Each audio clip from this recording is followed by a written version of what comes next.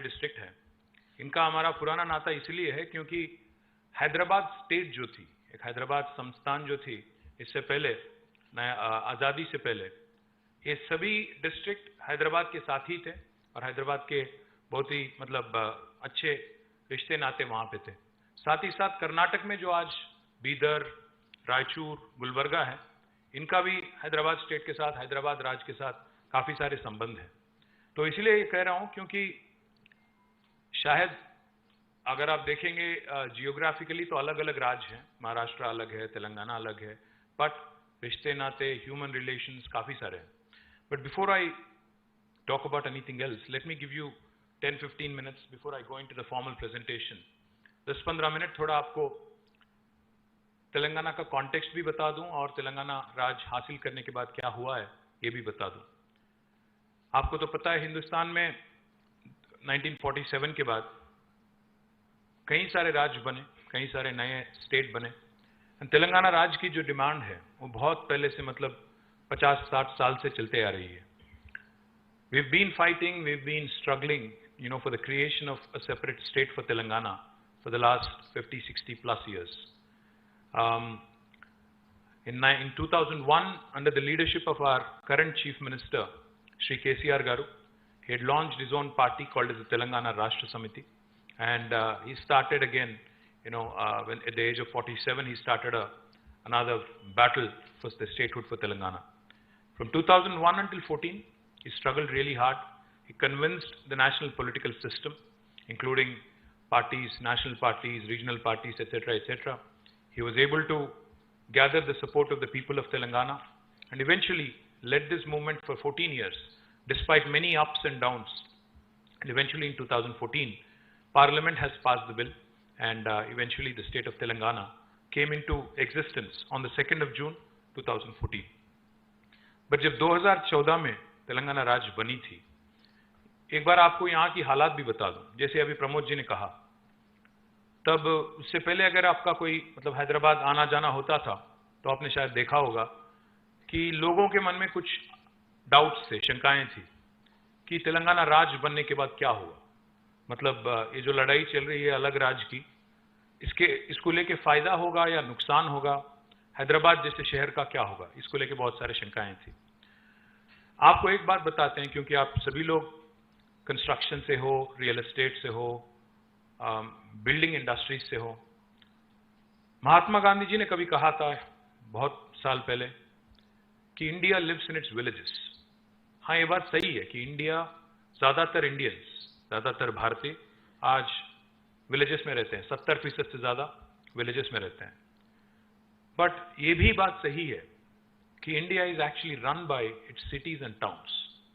ये बात मैं इसीलिए कह रहा हूं क्योंकि आज अगर आप तेलंगाना देखेंगे, हमारी अगर पूरा जियोग्राफी अगर आप देखेंगे, the entire geography, the entire area of Telangana, we are geographically the size of South Korea. 112,000 square kilometer, 1,12,000 square kilometer हमारी जियोग्राफी है। और अगर आप पॉपुलेशन के हिसाब से देखेंगे तो हमारी साइज होगी मलेशिया की। हम करीब 4 करोड़ हैं आबादी, जनता, तो मलेशिया के साइज के हैं। और हिंदुस्तान में अगर देखेंगे आप तो आज हम 28 राज्यों में तेलंगाना 11 और 12 स्थान पे, 12वीं स्थान पे हैं पॉपुलेशन के हिसाब से और आबादी के हिसाब, जियोग्राफिकल साइज के हिसाब से। तो हम ना बड़े हैं ना छोटे हैं, हम बीच में कहीं हैं। और आज अगर आप देखेंगे तेलंगाना में सबसे अहम सिटी, सबसे इंपॉर्टेंट सिटी है हैदराबाद। साथ ही साथ हमारे 142 और, हैदराबाद के अलावा 142 और म्युनिसिपैलिटीज और कॉरपोरेशन हैं।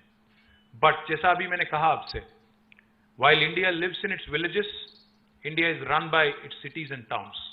And the reason why I say that is because एक हमारी हैदराबाद शहर ऐसी है जहां से आज तेलंगाना का 45 से लेकर 50% तक GSDP यहीं से आती है, क्योंकि यहाँ पे इकोनॉमिक एक्टिविटी, यहाँ पे जितने भी अभी कार्यक्रम चलते हैं, जितने भी इकोनॉमिक एक्टिविटी चलता है, इसी को लेके पूरा राज्य चलता है। महाराष्ट्र में भी या हिंदुस्तान में चाहे कोई भी आप राज्य ले लो या दुनिया में कोई भी आप देश ले लो, सभी का यही हालत है। मैं इसीलिए ये बात कह रहा हूं। हमारी एक बार बात हो रही थी सत्या नादेला जी से। सत्या नादेला जी माइक्रोसॉफ्ट के चेयरमैन हैं और CEO हैं, वो हैदराबाद से हैं। एक बार आए थे यहाँ पे तो हम लोग बात कर रहे थे। मैंने उनसे यही बात प्रस्ताव किया, मैंने कहा उनसे कि 50% तक आज हमारी आमदनी, आज हमारी जीएसडीपी हैदराबाद से आती है।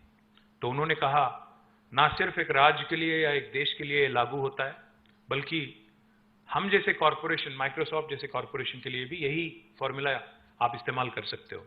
तो मैंने पूछा उनसे कैसे।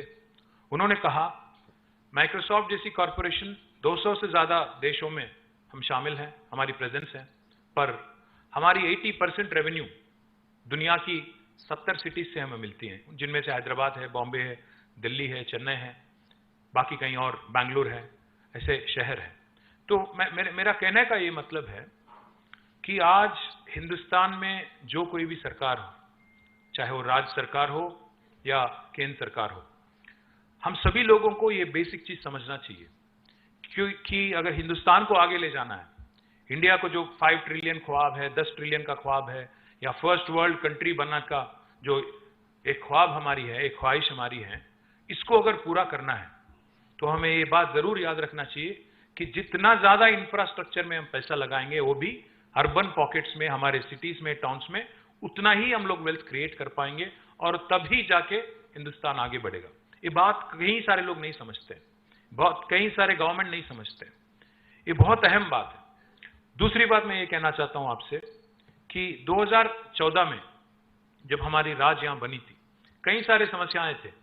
पहली, the first and foremost problem that we faced was the challenge of electricity. बिजली की किल्लत थी, बहुत प्रॉब्लम थी। हफ्ते में 2 दिन पावर हॉलिडे डिक्लेयर किया जा रहा था, हफ्ते में 2 दिन इंडस्ट्री बंद करना पड़ता था, और फार्मिंग सेक्टर के लिए, फार्मर के लिए हम दिन में 6-7 घंटे से ज्यादा पावर नहीं दे सकते थे। और घरों में समर आ गया तो पूरा दिन almost 8 to 9 hours of power cut. अगर आपको एक छोटा एक जूस स्टॉल भी चलाना हो, एक छोटा जेरोक्स सेंटर भी आपको चलाना हो, इन्वर्टर के बगैर, जनरेटर के बगैर काम नहीं चलता था। अपार्टमेंट अगर है कोई सिटी में, जनरेटर तो लगना ही लगना है। आप अपार्टमेंट में उतरते ही लिफ्ट चढ़ने से पहले आपको डीजल वाला आपको स्मेल आता था हर जगह, ये वाला हालत था। स्टेट का डिमांड था 10,000 मेगावाट से ज्यादा, बट हमारी इंस्टॉल्ड कैपेसिटी थी 7,000 मेगावाट, तो हम लोग पावर डेफिसिट स्टेट थे। तो सबसे बड़ा चैलेंज तो ये था। और दूसरी बात, तेलंगाना राज्य बना एक नारे को लेके कि पानी में, जो हमारी रिवर वाटर है, पानी है, उसमें हमें जो इनजस्टिस हमारे साथ किया गया, जो नाइंसाफी हमारे साथ किया गया, जो अन्याय हमारे साथ हुआ है, उसको करेक्ट करना था। और तीसरी बात, बहुत गरीबी, one of the most backward states in the country कहा जाता था तेलंगाना को, क्योंकि काफी सारे हमारे डिस्ट्रिक्ट्स, हमारे 10 जिला थे, 10 में से हैदराबाद को छोड़ के बाकी 9 बैकवर्ड रीजन ग्रांट फंड मिलता था हमें, BRGF। 9 जिला को केंद्र सरकार ने घोषित किया था कि ये बैकवर्ड जिले हैं। तो ये हमारी हालत थी 2014 में, ना बिजली थी, ना पानी थी, गरीबी हर जगह। हैदराबाद जैसे शहर के बारे में कई सारे शंकाएं हैं कि क्या होगा इसका, ये वाला हालत था।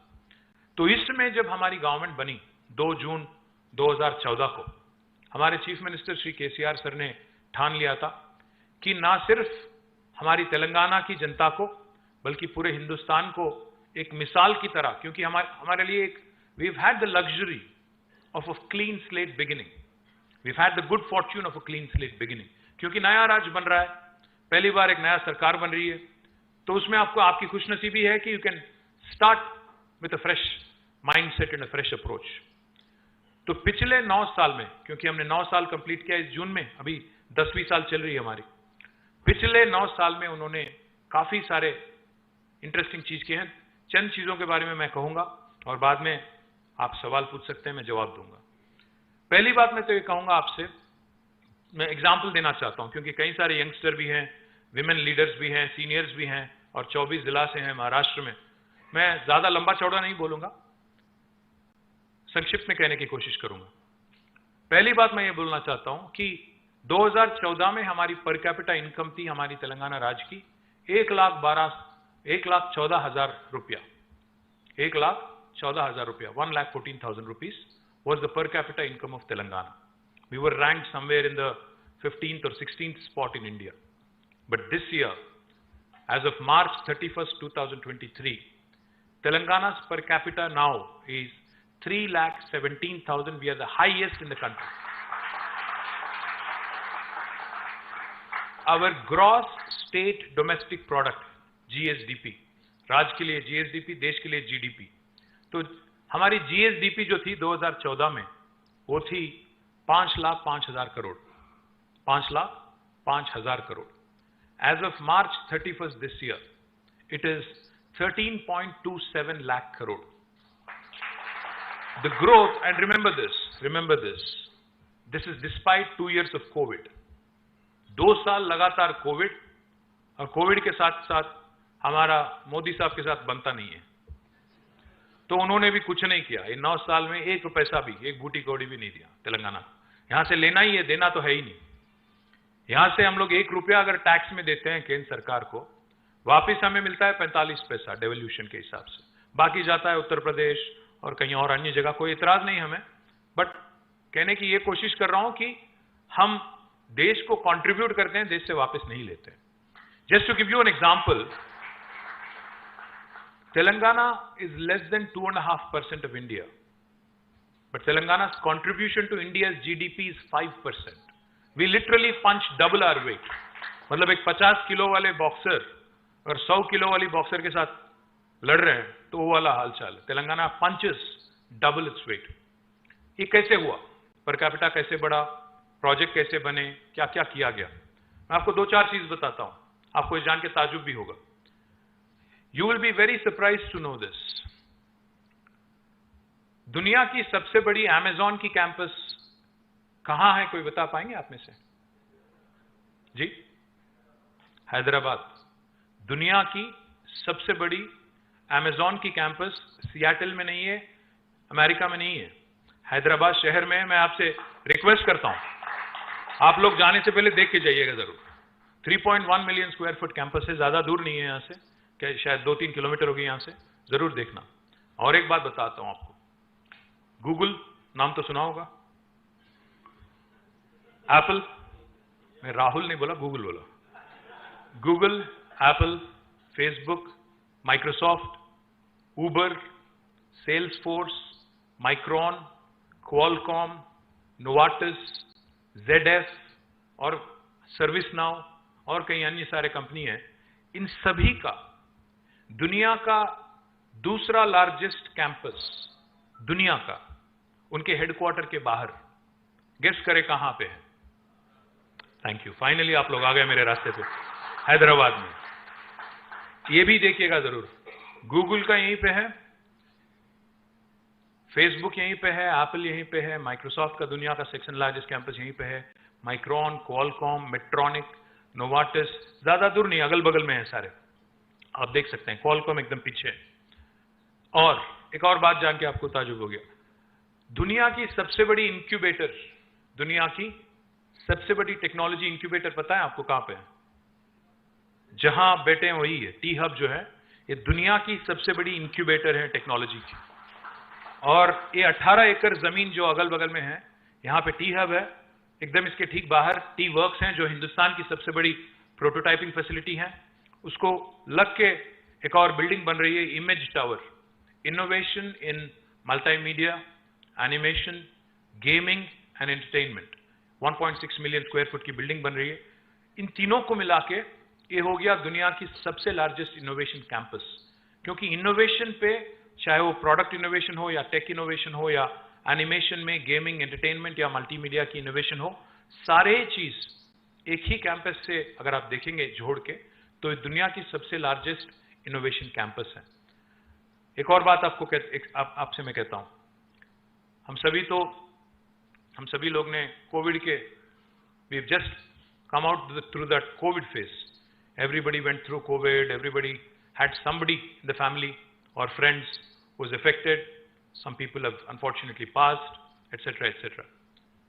I would request you to think about this. What I'm about to say? Not only in technology, we are also a leader in biology. आपको ये जान के आश्चर्य होगा, दुनिया की वैक्सीन्स अगर आप देखेंगे, ह्यूमन वैक्सीन देखेंगे प्रोडक्शन, हैदराबाद दुनिया की वैक्सीन कैपिटल है, not India. We produce 900 crore doses of vaccines every year, which is 33% of global vaccine production. Even that happens from Hyderabad. I request the youngsters here, जितने भी हमारे youngsters यहाँ पे हैं, आप सभी लोगों से मेरी रिक्वेस्ट है कि ना सिर्फ आप ये अच्छे अच्छे बिल्डिंग देखें, बल्कि आप थोड़ा समय लीजिएगा। एक 40 किलोमीटर की दूरी पे जीनोम वैली है, जहां से, जैसा अभी मैंने कहा, वैक्सीन प्रोडक्शन 900 करोड़ वैक्सीन वहां से बनते हैं। Not only vaccines, we produce 40% of India's pharmaceuticals. We are the leader in India in pharmaceutical and bulk drugs production. आपको ये जान के आश्चर्य होगा कि दुनिया का सबसे largest number of US FDA approved manufacturing facilities, US FDA approved medicine बनाने वाली फैक्ट्रीज दुनिया के सबसे ज्यादा कोई एक राज्य में अगर है दुनिया में तो वो है तेलंगाना में। Second largest is new Jersey, second largest is new Jersey, largest is Telangana. Telangana में 214 है US FDA approved manufacturing facilities, new Jersey में 189 है। Point I'm trying to make is we are not only a leader in technology, और हिंदुस्तान के इतिहास में इससे पहले कभी ऐसा नहीं हुआ है कि बैंगलोर को किसी शहर ने लगातार 2 साल ठुकराया। पिछले 2 साल we have created more technology jobs in India than Bangalore. You will be surprised. Last year it was 33% of the total technology jobs in India coming from Hyderabad. This year, it is 44% of the total tech jobs created in India coming from Hyderabad. And that shows in our growth story. अगर आपको मेरे बात पे विश्वास नहीं आता है क्योंकि मैं पॉलिटिशियन हूं, क्योंकि पॉलिटिशियन लोग बोल तो अच्छा लेते हैं, कई बार झूठ भी बोल देते हैं, आपके मन में होगा शायद। नहीं, मैं कह रहा हूं क्योंकि इतिहास गवाह है इस बात की, तो मैं ज्यादा नहीं बोलूंगा। बट एक बात बताता हूं, पक्का है, just to give you numbers again, क्योंकि नंबर तो झूठ नहीं बोलेंगे, आंकड़े झूठ नहीं बोलेंगे आपको, और रिपोर्ट तो झूठ नहीं बोल सकते नैसकॉम के, एसटीपीआई के। 2014 में पूरे हैदराबाद और तेलंगाना में आईटी एम्प्लॉयमेंट था 3.23 lakh crore, 3.23 lakh, sorry not crore, 3.23 lakh, 3,23,000 people were working in technology in 2014। अभी right now it is around 10 lakhs. So explosive growth, more than 300% more than. And if you look at my IT export numbers, you will understand what I'm saying. In 2014, when the state was formed, our IT exports were 57,000 crores. Now it is 2,41,000 crore, 400% growth. कैसे हुआ ये सब? कैसे हुआ? पहली बात तो हमारे चीफ मिनिस्टर सर ने ठान लिया था कि ये बिजली का प्रॉब्लम सॉल्व कर देंगे। तो उन्होंने जब पद संभाला 2014 जून में, first 6 months he took it upon himself as a challenge to solve the problem. Today I stand here proudly. When I say this, I beam with pride. We were a state with 7,778 installed megawatts of installed capacity of power. But today, as I stand before you, the state is producing nearly 24,000 megawatts of power. We are a surplus state now. We were a power deficit state. अभी हमारी surplus state हो गई। क्यों, कैसे हुआ? Simple fundamental thing. Hindustan में हमें बचपन से सिखाया जाता है कि आप रिस्क ना लो, आप कर्ज ना लो, डेट मत लो, ज्यादा क्या बोलते हैं उसको, औकात से ज्यादा उचको मत। एटलीस्ट हैदराबाद में तो बोलते हैं, पता नहीं महाराष्ट्र में बोलते हैं कि नहीं, बोलते हैं कि आपके यहाँ भी सारे जगह बोला जाता है। हिंदुस्तान में बच्चों को सिखाया जाता है कि ज्यादा औकात से ज्यादा मत सोचना, ज्यादा से ज्यादा क्या करो, पढ़ो लिखो, या तो इंजीनियर बनो या डॉक्टर बनो, बस उसी हद तक, ज्यादा ख्वाब नहीं देखना है, ज्यादा ऊंचा नहीं देखना, ये बोला जाता है। बट सिंपल चीज है, एक ग्रोइंग इकोनॉमी अगर ग्रो करना है, आपको मैं एक कहावत याद दिलाना चाहता हूं। JF केनेडी करके एक काफी पॉपुलर अमेरिकन प्रेसिडेंट थे, उनकी एक कहावत है, शायद अगर आप गडकरी साहब के ऑफिस गए होंगे तो आपने वहां पे भी देखा होगा, ऊपर लिखा रहता है। आप में से अमेरिका कितने लोग देख चुके हैं? अमेरिका, क्या बात कर रहे हो? यूरोप कितने लोग देख चुके हो? अच्छा, तो काफी सारे लोग अमेरिका नहीं देखे अभी, आपको ले जाना पड़ेगा। तो क्रेडाई महाराष्ट्र आपको ले जाना पड़ेगा प्रमोद जी, आप एक टूर ले चलिए अमेरिका, तब जाके पता चलेगा कि हैदराबाद क्या कर रही है। तो मैं इसीलिए बोल रहा हूं क्योंकि जॉन एफ कैनेडी ने एक बार कहा था 1950s में, आज की बात नहीं, 70 साल पहले। काफी सारे लोगों को यह लगता है कि America has good infrastructure because it is rich. That is not the case. America is rich because it has good infrastructure.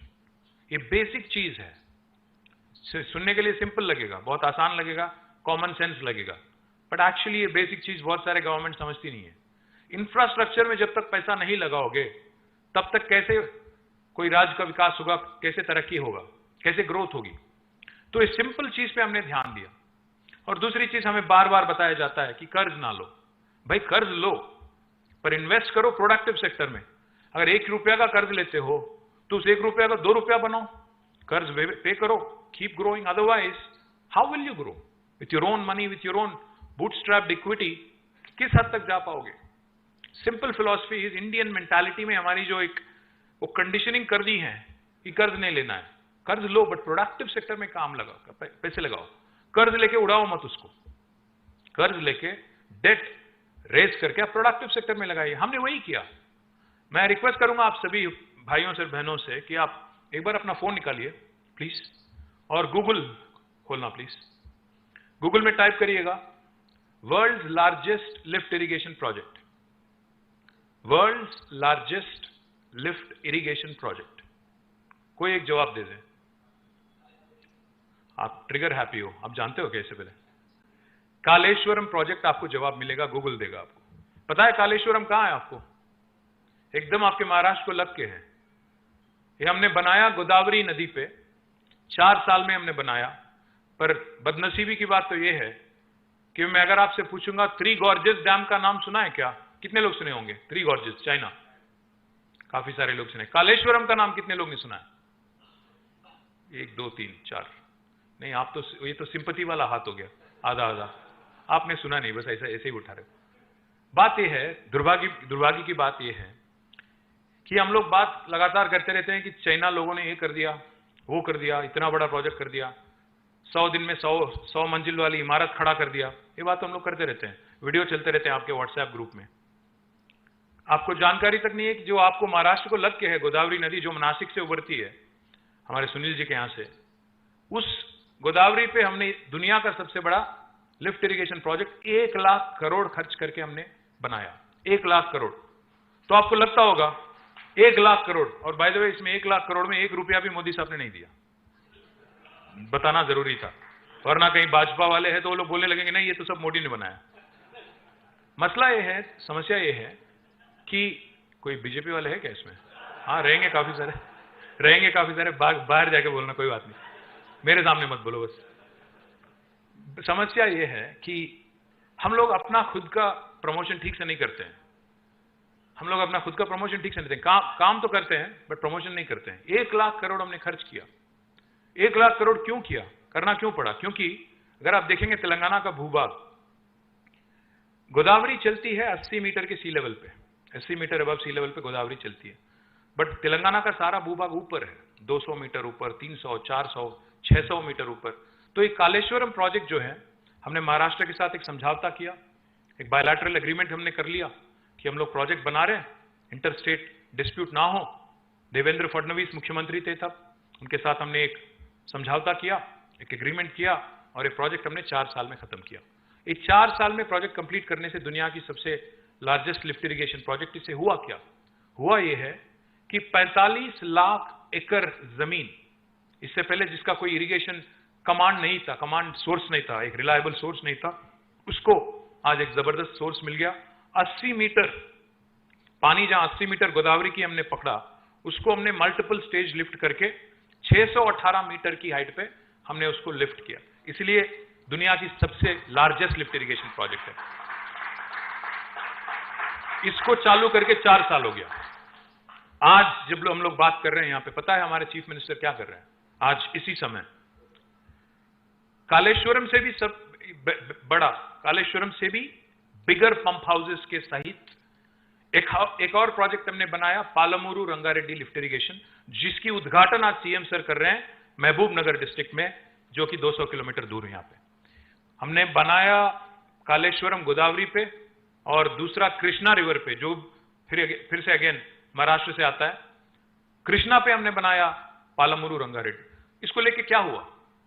इसको लेके हुआ यह है कि पालमूर के जरिए हम दे पाएंगे करीब करीब 12.5 लाख एकड़ जमीन को पानी, और कालेश्वरम से 45 लाख एकड़, जिसको लेके आज Telangana, we were ranked 24th among Indian states for production of paddy rice.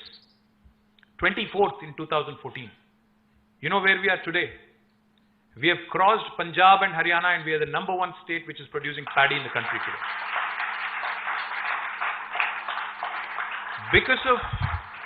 Because of these projects that I've just mentioned, and because of the farm input scheme, Raitu Bandhu मतलब किसान बंधु। रैतु बंधु एक ऐसी प्रोजेक्ट है जिसमें फार्मर को हम गवर्नमेंट की तरफ से फार्म इनपुट असिस्टेंट देते हैं। अभी तक 12 किस्तों में, 12 इंस्टॉलमेंट्स में, किस्तों में हमने 73,000 करोड़ रुपया 70 लाख फार्मर के अकाउंट में सीधा जमा किया, विदाउट 1% डिविएशन, 1% करप्शन, 1 पैसा of corruption. That is what has led to agriculture revolution in Telangana today. We used to produce, in 2014, we used to procure as a state government 68 lakh metric tons of paddy rice. But पिछले summer में हमने 68 lakh metric ton हमने 2014 में हमने procure किया था। इस साल समर में हमने 3.5 करोड़ मेट्रिक टन पैडी हमने खुद प्रोक्योर किया।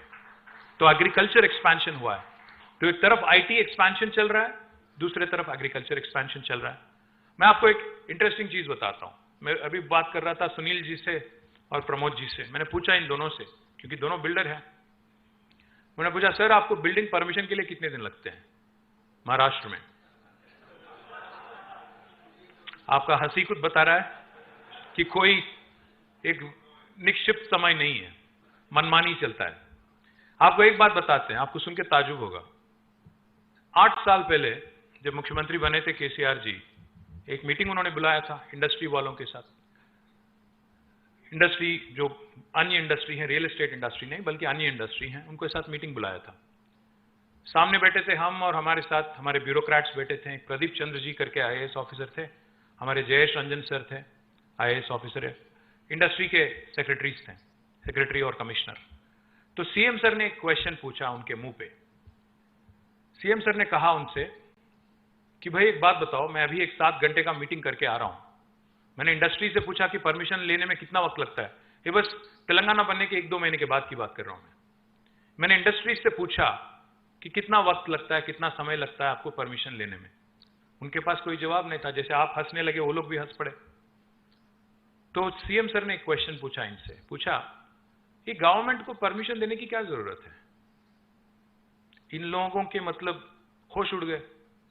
आईएएस ऑफिसर है, आती है 50-60 साल से, बुरा ना मानो अरविंद, किशोर जी बुरा ना मानो, 50-60 साल से आदत है कि आपके पास आए, बोले माए बाप परमिशन दे दो, हमारे मतलब कृपा करो, इनका आदत है। अब जब एक सीएम बैठे हैं आगे और पूछ रहे हैं गवर्नमेंट को परमिशन देने की क्या जरूरत है, अभी लोग परेशान, बोल नहीं पा रहे हैं। मैं नया मंत्री बना, मैं खुद, मेरे पास भी कोई जवाब नहीं। तो फिर 2 मिनट सोचे, 4 मिनट सोचे, 5 मिनट सोचे, फिर बोले ऐसा है सर कि कहीं एक दुर्घटना अगर हो गई तो हमें कम से कम जानकारी तो होना चाहिए ना कि कौन सी इंडस्ट्री है, क्या चीज है, कितने लोग काम करते हैं और क्या क्या मतलब किस तरह की काम करते हैं, पोल्यूशन करते हैं कि नहीं करते हैं, सब देखना पड़ेगा ना। तो सीएम सर ने बस यही कहा, ऐसा करो, सेल्फ सर्टिफिकेशन लागू करो। आज से एक नया कानून बनाते हैं। ये हमने नवंबर 2014 में किया था, जिसका नाम है, कानून का नाम है टीएस आई पास। आपने देखा होगा इजी पास, फास्ट टैग करके जो टोल पे रखता है ना, वैसे ही इजी पास जैसा हमने टीएस आई पास बनाया। टीएस आई पास का मैं फुल फॉर्म बोलता हूं आपको। टीएस आई पास का फुल फॉर्म हुआ Telangana state industrial project approval self certification system.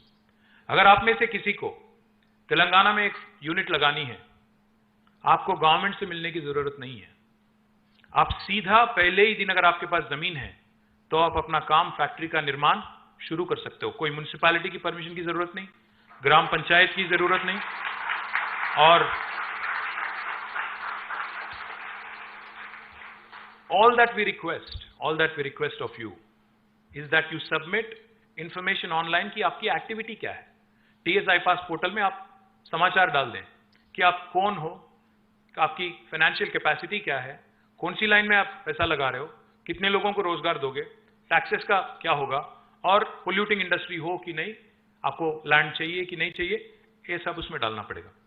जब आपकी इंफॉर्मेशन हमें मिलती है कानून से, मैं जो कह रहा हूं अभी एक भाषण नहीं दे रहा हूं, TSI पास कानून है, लॉ है, एक्ट है। कानून के हिसाब से 15 दिन में इंडस्ट्रीज डिपार्टमेंट को आपको हाँ या ना में जवाब देना है। परमिशन देंगे या नहीं देंगे, आप एलिजिबल हो कि नहीं, 15 दिन में जवाब देना है। अगर 15 दिन में हम जवाब नहीं देते हैं, क्या होगा? 16वां दिन ऑटोमेटिक अप्रूवल, हिंदुस्तान में कहीं नहीं, automatic deemed approval as per the act.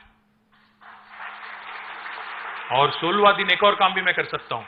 हमारे सीनियर IAS ऑफिसर जो हैं, अरविंद हैं, किशोर जी हैं, NVS रेड्डी हैं, कानून मुझे मजबूर भी करती है कि 16वां दिन से अगर इन्होंने फाइल को रोका है, एक दिन में उनको 1,000 रुपए का फाइन पे लागू कर सकता हूं।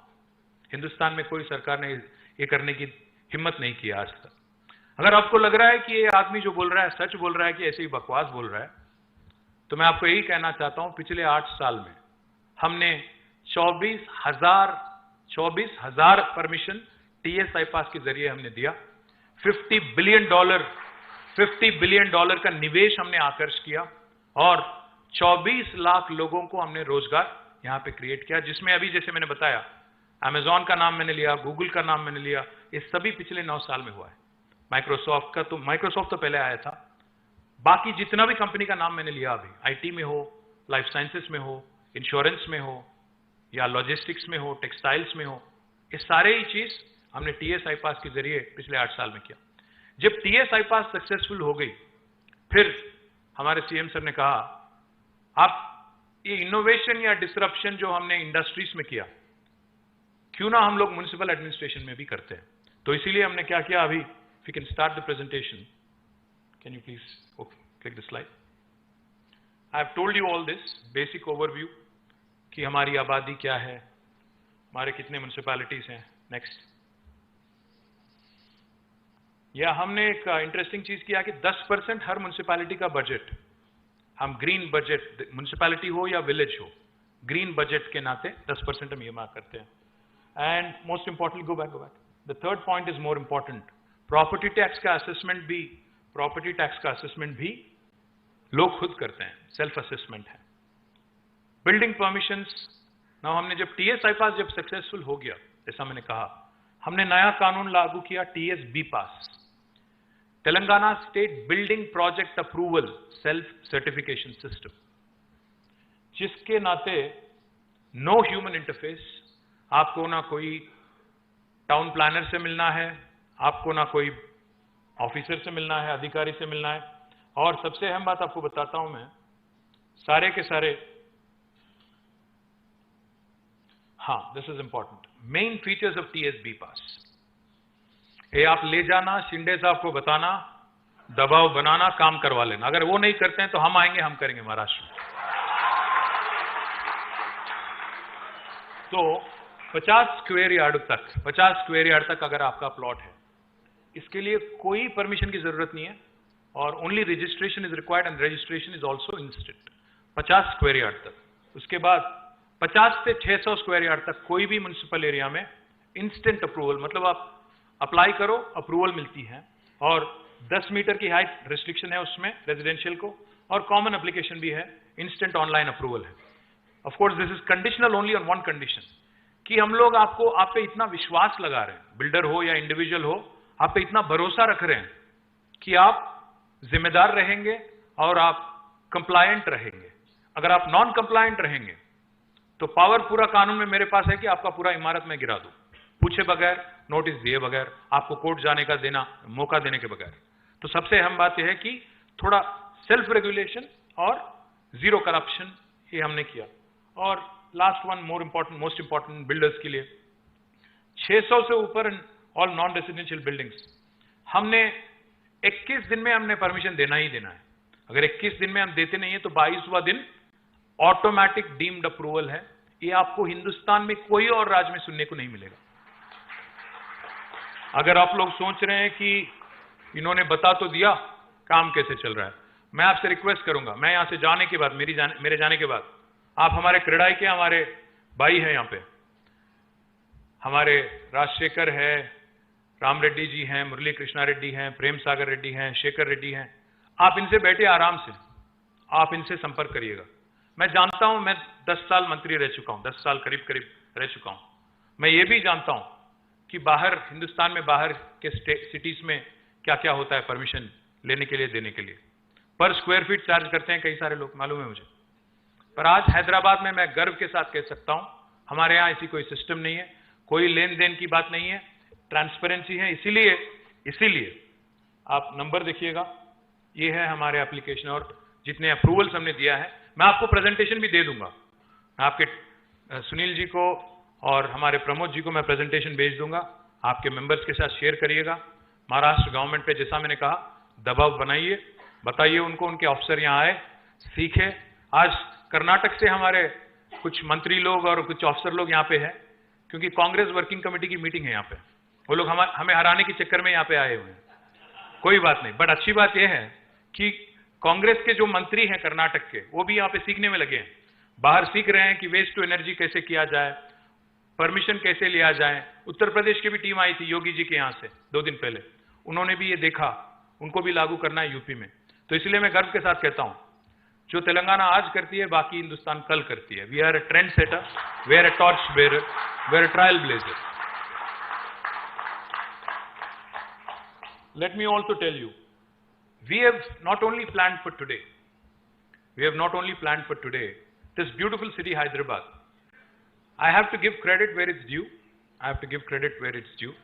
While my government and under the leadership of our Honorable Chief Minister, has done exceedingly well in terms of creation of infrastructure. आप अगर 6 महीने के बाद हैदराबाद आएंगे, कई सारे जगह आप पहचान नहीं पाओगे, क्योंकि आपको लगेगा कि ये नया फ्लाईओवर आ गया, ये नया एक अंडरपास आ गया, ये क्या हो रहा है, एक नया मेट्रो लाइन लग रहा है। तो हमने लगातार इंफ्रास्ट्रक्चर पे ध्यान दिया। आपने देखा होगा सिटी में उतरते ही आपको एक ब्यूटीफुल एक्सप्रेसवे है 12 लेन वाली, जो सीधा आपको शहर के अंदर लाती है। 160 किलोमीटर वाली एक्सप्रेसवे है, आउटर रिंग रोड है, और हम लोग अभी 160 किलोमीटर का मेट्रो का प्रोजेक्ट हमारा कैबिनेट ने अप्रूवल दे दिया है। अभी हमारी मेट्रो 70 किलोमीटर है, बट इसको 415 किलोमीटर हम आगे ले जाने की प्रयास कर रहे हैं, जिसमें हमारे मेट्रो मैन यहीं पे है, एनवीएस रेड्डी यहीं पे है। अगर आपको कोई सवाल है तो उनसे भी पूछ सकते हैं। और मेट्रो चौतरफ आउटर रिंग रोड में हमने एक मेट्रो का कॉरिडोर भी बना दिया, उसको भी हम लोग इंक्लूड करके चल रहे हैं। एक और चीज आप देखिएगा, हमें प्लानिंग में भी इससे आसानी होती है कि ट्रांजिट ओरिएंटेड डेवलपमेंट कहां पे हो रहा है। मतलब मेट्रो स्टेशन जहां बनती है वहां पे you can allow for high rises and exceptions, बाकी जगह you can allow for residential layouts, etc., etc. We have also made sure, well, of course, I'll come to the highlights of real estate sector in a minute. Hindustan के इतिहास में जैसा मैंने कहा, इससे पहले कभी नहीं हुआ कि बैंगलोर को किसी शहर ने 2 साल लगातार नंबर ऑफ एम्प्लॉइज में बीट किया। ऑफिस स्पेस अब्जॉर्प्शन में उनको हमने 4 क्वार्टर लगातार बीट किया। आज Hyderabad real estate sector is doing really well. Of course there are highs, lows, COVID, etc., work from home, hybrid models, etc. But in spite of all of that, we've been growing very, very well. More importantly, let me also share with you, our energy security is taken care of for the next 30 years. Our energy growth requirement, मतलब power, बिजली, जितना भी चाहिए, जितना भी ये शहर बढ़े, उसकी रिक्वायरमेंट को हमने ऑलरेडी कैप्चर किया, उसके लिए प्रोविजन किया। पानी हम लाते हैं, पानी जैसा अभी जो प्रोजेक्ट की मैंने बात की, कालेश्वरम और पालमूरू रंगारेड्डी लिफ्ट इरिगेशन, दोनों में हमने प्रोविजन रखा है कि ड्रिंकिंग वाटर की भी प्रोविजन है। तो Hyderabad till 2052 its drinking water needs are met with. Next month in October, by the end of October, we will become the first city in India to be treating 100% of its waste water, 100% of it is sewerage. 2000 MLD की हमने sewerage treatment plant उसका उद्घाटन किया, अक्टूबर के अंत तक पूरा करेंगे. और I'll come to this now. I think this could be of interest to you. My chief city planner is here, my director planning is here, director town and country planning is also here. So Hyderabad has been growing very, very fast in terms of real estate. One of the things that we allow for is unlimited FSI. And this has been on since 2005-06. It's important to grow vertical. Hyderabad, India जैसी country में, I think where limited space है और unlimited people है, we are the most populous nation on the planet now. We have to go vertical. So unlimited FSI हमने allow किया है. इसको लेके आज, if you look at the skyline of Hyderabad, it's beautiful, and we continue to build. And we are in fact now, after Bombay, after Mumbai, we have the second largest number of skyscrapers in the country. Let me also tell you, like I said, more than 12 buildings which have been approved with more than 50 floors. That will make us the second largest in India after Mumbai. GHMC has set up a very unique TDR policy and a TDR bank, transferable development rights. जैसा अगर मैंने आपका कोई थोड़ा जमीन मैंने ले लिया रोड एक्सपेंशन में या फ्लाईओवर के लिए, तो मैं आपको ट्रांसफरेबल डेवलपमेंट राइट दे देता हूं. And this transferable development bank has been created, wherein we can swap within GHMC, HMDA, and our industrial areas also, so that it becomes easy. My corporation has saved more than 5,000 crores of rupees by way of this TDR approach, and I compliment Arvind Kumar, my CCP, Devendra Reddy, my DTCP, and the entire team for that. They've been able to save 5,000 crores of valuable money, which otherwise I would have had to spend on land acquisition. Let me also tell you, TSB पास की building permission भी एक useful चीज है. और सबसे अहम बात मैं कहना चाहता हूं, हमने जब TSB पास चालू किया था, we sat with CREDAI, we sat with them, we took their inputs, they gave us a lot of inputs. We work in a collaborative model. हम लोग collaboration में विश्वास रखते हैं, हम लोग साथ साथ काम करने में विश्वास रखते हैं. इसीलिए आज जो भी जितने बिल्डर्स के प्रॉब्लम है, इनफैक्ट मुझे एक किस्सा याद आ रहा है. सीएम सर ने ना सिर्फ इंडस्ट्री के साथ बल्कि बिल्डर्स के साथ भी मीटिंग किया था. एक मीटिंग लिया था उन्होंने, शायद 6 घंटा चला, 9 hours. The meeting lasted for 9 hours. End of 9 hours, they had made number of requests. He agreed to most of them. He issued 7 GOs on the same day, and gave them almost several different kinds of relief. This was about 7-8 years ago, in one single day. So that's how we work. सबका साथ सबका विश्वास बोलते हैं ना, वो बोलते हैं, हम करते हैं, वो फर्क होते हैं. और अगर आप देखेंगे अर्बन इंफ्रास्ट्रक्चर डेवलपमेंट की, अगर आप देखेंगे तो पानी, जैसा मैंने कहा 100% सीवरेज ट्रीटमेंट हम करेंगे अक्टूबर अगले महीने के अंत तक. शायद मेरे हिसाब से महाराष्ट्र में कोई भी सिटी ये काम नहीं करी. मुंबई में जानता हूं, Mumbai only treats 9% of its sewerage, बाकी पूरा समुद्र में छोड़ रहे हैं. आपको जानकारी होना चाहिए. Drinking water needs 557 million gallons per day. That's what we supply today, which equates to 150 LPCD, 150 liters per person per day. Hyderabad agglomeration, not just GHMC, but जो ORR के भीतर है, will have assured water supply. जैसे मैंने कहा, अगले 50 साल तक पानी की कोई किल्लत यहाँ पे नहीं होगी, क्योंकि because of those 2 projects that I've just mentioned to you. 100% solid waste management. आप विश्वास नहीं करोगे, आज हम प्रोड्यूस करते हैं फ्रॉम वेस्ट टू एनर्जी. अगर आप देखेंगे 34.5 मेगावाट आज प्रोड्यूस करते हैं. अगले साल की अंत तक 101 मेगावाट एनर्जी हम जनरेट करेंगे वेस्ट से. This is the largest plant in South India right now, but when we start producing 101, it will be the largest plant in India. Urban infrastructure, we have completed, we have spent a few $1 billion, not 1 or 2, but a few $1 billion.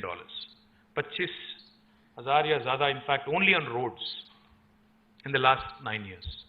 If you go around Hyderabad, you'll see number of flyovers, number of underpasses, number of skyways, most of which have been built. In fact, more than 36 have been built under this program called as SRDP in the last 9 years, Strategic Road Development Program. और अच्छी बात तो यह है कि जो CRMP जो अगली लाइन है, ये इतनी सक्सेसफुल रही है कि महाराष्ट्र में, बॉम्बे में भी अभी लागू कर रहे हैं. अच्छी बात है कि 5 साल तक एक रोड की मेंटेनेंस और निर्माण और मेंटेनेंस पूरा एजेंसी को हमने दे दिया, प्राइवेट एजेंसी को, उसको बोलते हैं हम लोग comprehensive road maintenance programme CRMP। तो दोनों भी बहुत ही सक्सेसफुल रहे हैं और आगे भी हमारी इन्वेस्टमेंट जारी है। साथ ही साथ हमने एक बहुत इंटरेस्टिंग काम किया। कई सारे बार इंडिया में अगर आप देखेंगे कोई भी शहर में रोड यहां तक बनी होती है, यहां तक होती है, बीच में एक छोटा सा एक हिस्सा छूट जाता है। उसको हमने पकड़ा गूगल मैप में और मिसिंग लिंक रोड्स की प्रोजेक्ट हमने लॉन्च की अभी तक, and it's under a corporation called as Hyderabad road development corporation. और हमने अभी तक 21 हमने कंप्लीट किया और 14 अभी निर्माण में है। साथ ही साथ हैदराबाद की ड्रेनेज सिस्टम और सीवरेज सिस्टम और स्टॉर्म वाटर ड्रेन को भी हमने स्ट्रेटेजिक नाला डेवलपमेंट प्रोग्राम के अंडर लिया।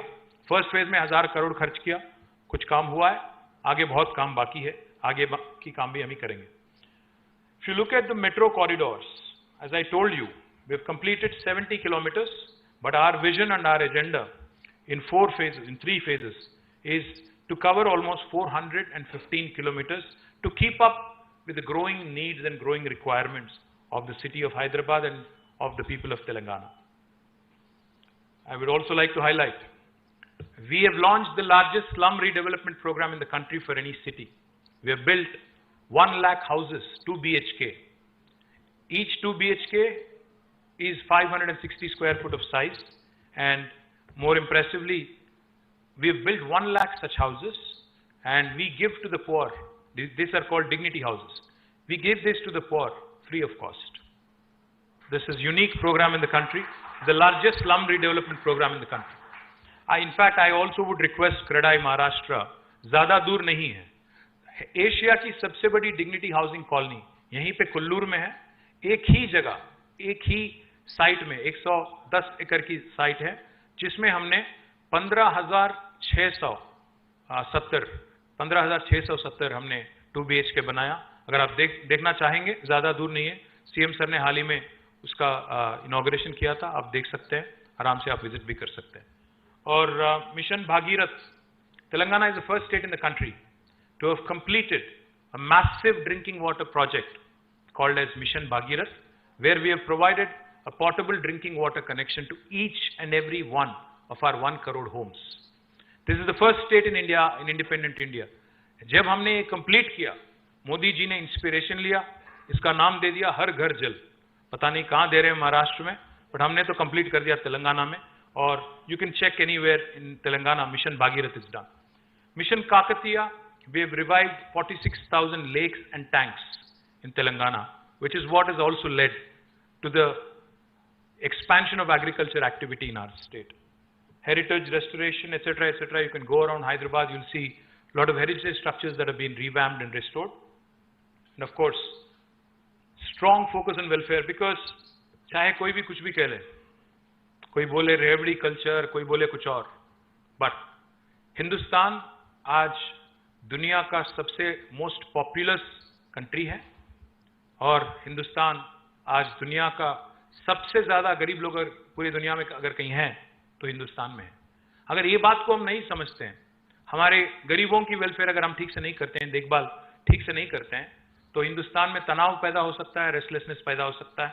इससे पहले जो हमने देखा, नक्सलिज्म, टेररिज्म और बाकी, अगर इकोनॉमिक एक्टिविटी बढ़ना चाहिए, तरक्की करना चाहिए, विकास करना चाहिए, तो we have to take care, we have to do a lot, balanced development. We can't be exclusive, we have to be inclusive. That's what we believe in.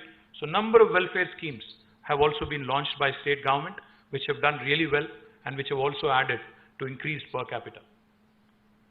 We won number of awards. In fact, we beat Paris, Bogota, Mexico City, and we won the most prestigious World Green City Award in 2022 for Hyderabad. You can see the greenery wherever you go. In fact, in 2 years, 2020 and 2021, एक UN की, United Nations की foundation है, Arbor Day Foundation करके, उन्होंने 2 साल हमें recognise किया tree city of the world, and this is because of a programme launched by our honourable CM called as Harithaharam. Telangana को हरितहारम मतलब green necklace for mother earth, if I have to translate it to English, धरती माँ को एक green necklace, जिसके under हमने 280 करोड़, एक नहीं दो नहीं, 280 करोड़ हमने सैपलिंग लगाया, 16,000 से ज्यादा नर्सरी हमने लगाया। आज हिंदुस्तान में एक ऐसी राज्य है तेलंगाना, जिसमें हर गांव में आपको एक नर्सरी मिलेगी, और हर म्युनिसिपैलिटी में 10 से ज्यादा नर्सरी आपको दिखेंगी। आज हिंदुस्तान में कोई और राज्य में आप ये नहीं देख पाओगे। इसलिए हमारी ग्रीन कवर 7.7% बढ़ी है। हमने नया फॉरेस्ट 5,13,000 एकड़ का नया फॉरेस्ट हमने उगाया। तो इसलिए we not only grow our industry, we also grow our environment. We not only grow IT, we also grow our agri.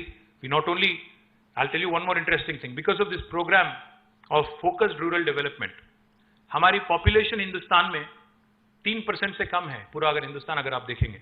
But हम जब नेशनल पंचायत अवार्ड की घोषणा होती है, तो हम जीतते हैं 30% award. 30% awards in the country go to Telangana's villages. Same is the case with municipalities. After the second largest number of awards in Swachh Sarvekshan for municipalities go to Telangana. These are all the nurseries in municipalities, and if you include Hyderabad, it will be more than 1,600 nurseries in municipalities alone. And number of other awards. Mercer is an agency that rates cities on a livability index. Last 5 years in a row, लगातार उन्होंने हैदराबाद को सबसे बेहतरीन शहर करके दर्जा दिया, and I believe and I pray that we'll continue to win that award. UNESCO Gastronomy Award मिला है, Telangana has won number of awards, 26 like I was saying in Swachh Sarvekshan. UNESCO honor for restoration of step wells, or number of other awards for number of our other initiatives. So basically, this is what I wanted to convey to you. Thank you very much for coming all the way from Maharashtra. If there are any questions, happy to take. Jai Telangana.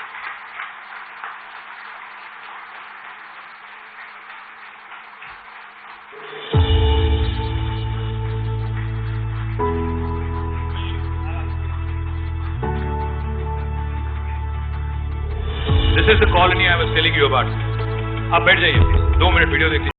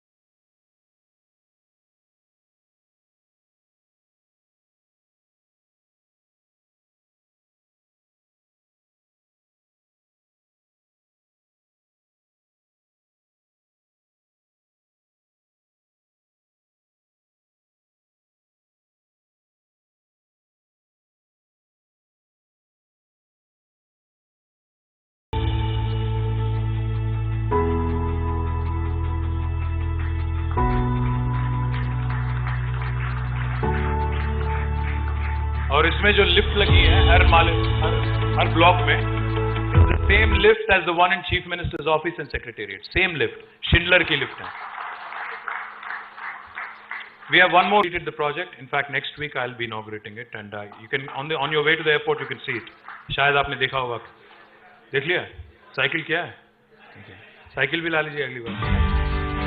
Hyderabad, a city with an iconic heritage. Besides advancing in technology, innovation and infrastructure, Hyderabad is also transforming into the world's #1 eco-friendly city, meeting the UN Sustainable Development Goals. Hyderabad was awarded Green City of the World twice for the years 2020 and 2021 by FAO and Arbor Day Foundation.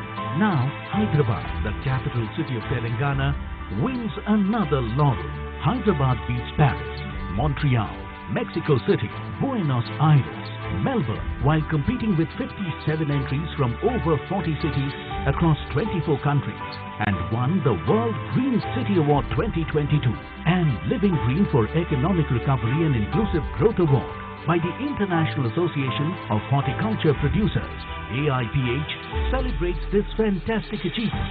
For the city of Hyderabad, we can confidently say that Hyderabad is a world leader in nature-oriented approaches to city design, form and function, says Mr. Tim Briarcliffe, Secretary General, AIPA.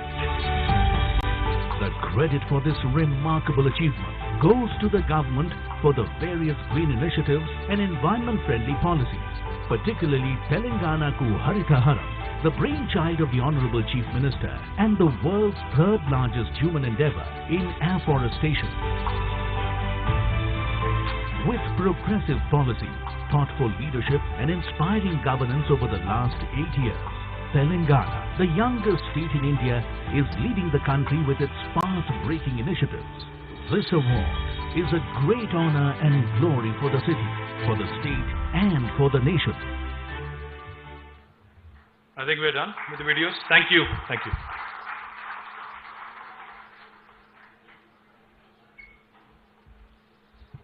That was a very powerful and impactful speech by none other than our brand ambassador of Telangana.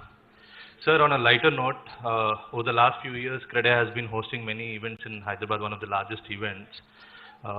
We struggled for almost 2 or 3 months to get all the delegates, and it will be a 2 or 3 day program. And usually you are our chief guest there. And after the program, nobody remembers us. They only remember you. And before the Maharashtra also forgets us, our youth wing members would like to take a picture with you, and also our Maharashtra. Okay. Sure. Thank you very much, our guests from Maharashtra and friends. You must have heard a word called spellbinding. I think, Sanskrit you can say mantramukta. That's what our minister does everywhere. And he makes you spellbound by his facts, evidence-based facts and development stories. So this is not, I'm telling here, recently I met my IFS batchmates in a party. They came here. 3 cities we went outside, 3 countries. My batchmates were there telling the same thing, how come your minister talks like this? I said that we do it, and it's, for bureaucrats, it's very, very important to have a good leadership on top of them. That's one great conversion factor for development in Telangana. Our Honorable Chief Minister, and I'd say our team leader, Honorable KTR Garu, his team of MAVD has been working with for last 8 years. Arvind sir, myself, NVS Reddy and several of us here. Whatever transformation takes place, it's a humongous understanding leadership. I have never seen KTR Garu, our minister, with anger-ridden face. He never gets angry with us, but he does gets the things done. That's something, sir, it's a God-given, and I thank you very much for that one. I take this opportunity to invite Sri Pramodji and Sri Sunilji to come on to dais to felicitation by our Honorable Minister, please.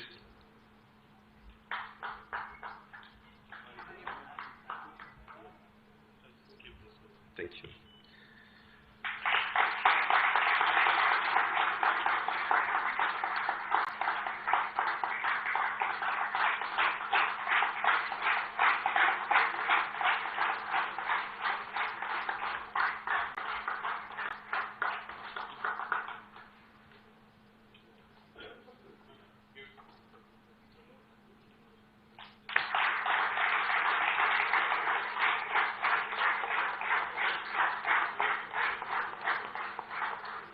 I take this opportunity to thank you, because Maharashtra is the, and I also request for a group picture from important delegates from Maharashtra.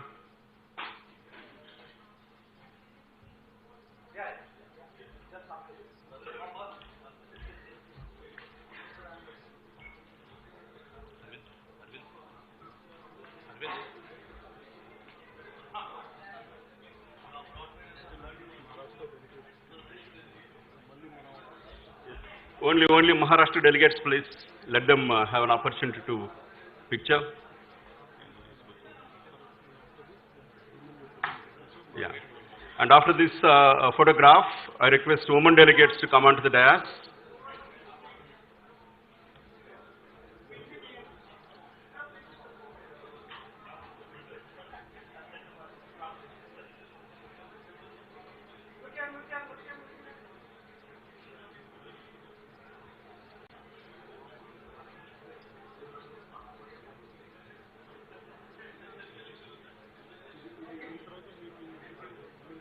Yeah, thank you. Women delegates onto the dais, please.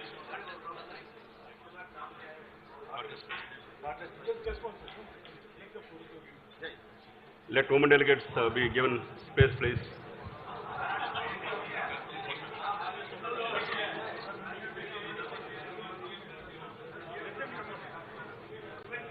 Women delegates onto the dais.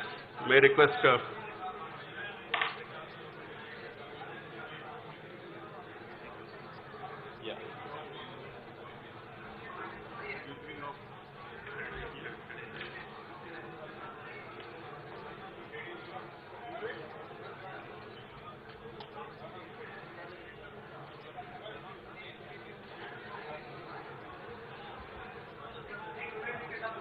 Yeah, can you clear the way, please?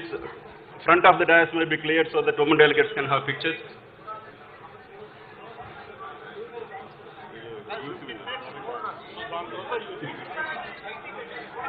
After this, youth wing of CREDAI Telangana.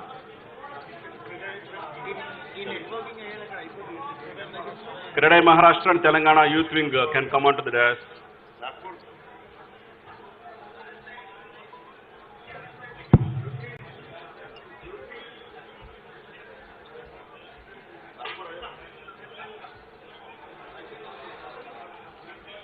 Can you clear the front of the dais, please?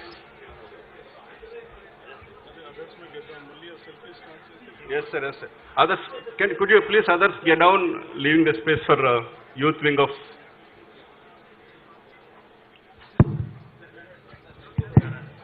We take this opportunity to thank all the members of CREDAI Maharashtra and Telangana, and also our senior officers, Sri Arvind Kumar Garu, Special MAUD. I request all the ladies and gentlemen to please get down from the stage because of the safety. It cannot accommodate these many people. I request everyone to please come down from the stage. The stage cannot hold these many people. Kindly get down from the stage. My humble request to all the ladies and gentlemen over the stage, please, sir, please don't get onto the stage. The stage cannot hold these many people. Kindly get down, sir, please. So humble request to all of you, stage cannot hold these many people. Sir, please come down. नहीं अभी नहीं sir Mahesh ना sir please sir, stage cannot hold these many people. It's a humble request, please get down from the stage. Honorable Minister will come to the fore of the dais. All of you can come forward, please.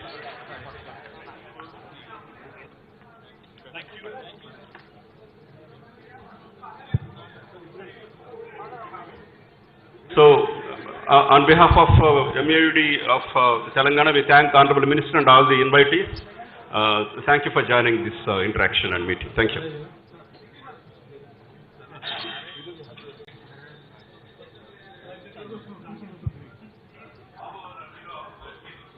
No, it's